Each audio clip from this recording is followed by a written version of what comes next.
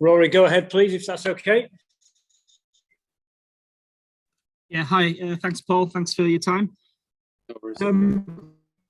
A tough day that for England. How did you view the lads' efforts? Yeah, I thought we were very disciplined. Obviously, we've got accurate bowlers in our ranks, and we stuck to the task all day. I think the one thing that was surprising was the lack of swing that we got from the Duke's ball today. The four sets of seamers we do have. We all know once they get movement in the air, in the wicket with good carry, we can cause the Indian batsmen some trouble in this series so far. But so it was quite surprising we didn't get much swing. We tried everything with it for changing the shiny side, but we just couldn't get it moving too much. So but I thought we asked questions all day. I thought the Indian batsmen, sometimes you got to give them a lot of credits themselves. And it was, we all know Test cricket can be tough at times, and it was one of those days that we stuck to it, and you've got to wait for that breakthrough, which thankfully we got with the new ball. I suppose it was Rohit's day in the end. He's a guy who's done a hell of a lot in cricket across all formats, but he's never had an overseas 100. I mean, he probably is too good a player to have let that go on. It seemed like it was just his. Yeah, look, he's got a very good technique, and he's played really well so far in the series. And he's what we found in the past. He's quite an attacking batsman, but he seems to have reined himself in during the series and been very watchful. And it was hard to create any chances against him today when you're not getting a lot of movement from the ball. So it was, as I said, you've got to give him a lot of credit. Just from a perspective of the game and how England lie in the game, after 13 wickets on day one, it looked like it was going to be a fast forward kind of game. But the way India have batted today and the way that conditions have changed, does it make you in the dressing room feel like the game is going to look different in the second half, and actually a big fourth innings might be on the? Well, yeah, it might be.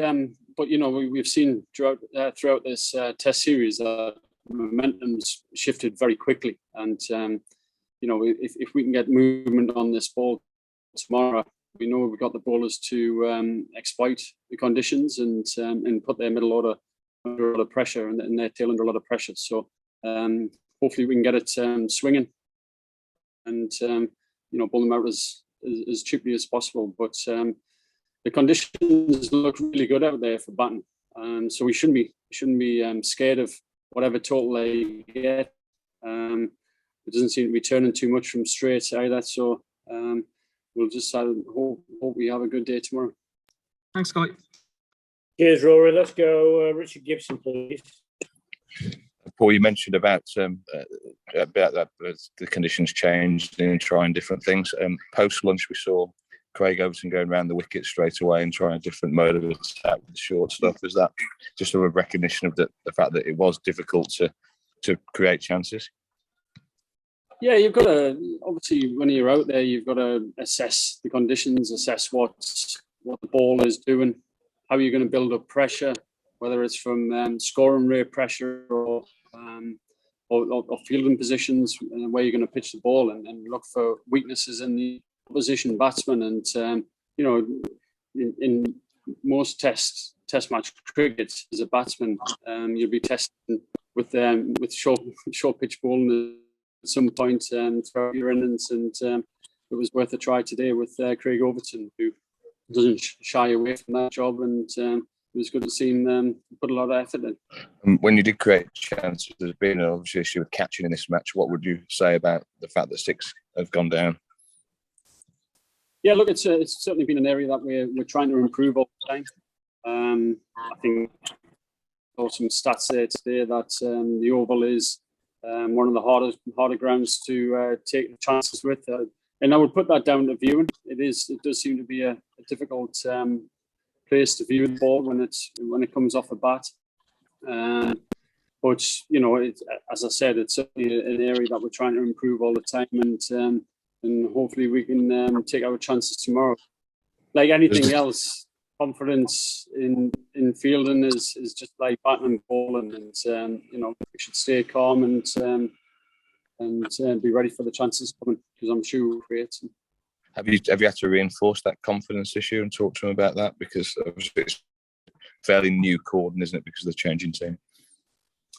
Yeah, I mean, it is new, and obviously with Josh Butler not playing and Johnny taking the gloves, it was always going to change because of that reason. So, but you know, we as I said, we're catching a lot of balls in practice, and a lot of hard work goes into it, and the guys have just got to make sure that they're confident enough when they go out to field in the middle. It's a job that you're always in the game.